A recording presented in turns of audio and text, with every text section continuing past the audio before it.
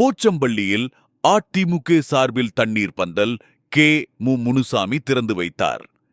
கிருஷ்ணகிரி மாவட்டம் போச்சம்பள்ளி 4 வழிச்சாலையில் அதிமுக சார்பில் தண்ணீர் பந்தல் திறக்கப்பட்டு தண்ணீர், மோர், இளநீர், பழ வகைகள் ஆகியவை பொதுமக்களுக்கு வழங்கப்பட்டது.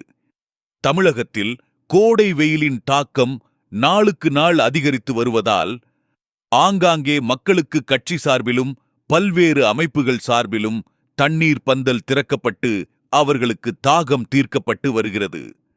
அந்த வகையில் கோடை வெயில் உக்கிரத்திலிருந்து மக்களை காக்க அதிமுக தொண்டர்கள் மக்களுக்கு நீர் பந்தல் திறந்து அவர்களின் தாகத்தை தீர்க்க வேண்டும் என்று அதிமுக பொதுச் செயலாளர் எதிர்க்கட்சி தலைவருமான எடப்பாடி பழனிசாமி கேட்டுக்கொண்டார். அதிமுக சார்பில் தண்ணீர் பந்தில் சிறப்பு நிகழ்ச்சி நடைபெற்றது. கிருஷ்ணகிரி மாவட்டம் போச்சம்பள்ளி 4 வழிச்சாலை அருகாமையில் அதிமுக நகர கழகம் சார்பில் தண்ணீர் பந்தல் திறப்பு விழா சிறப்பாக நடைபெற்றது. இந்த நிகழ்ச்சிக்கு ஒன்றிய செயலாளர் திருமால் தலைமை தாங்கினார்.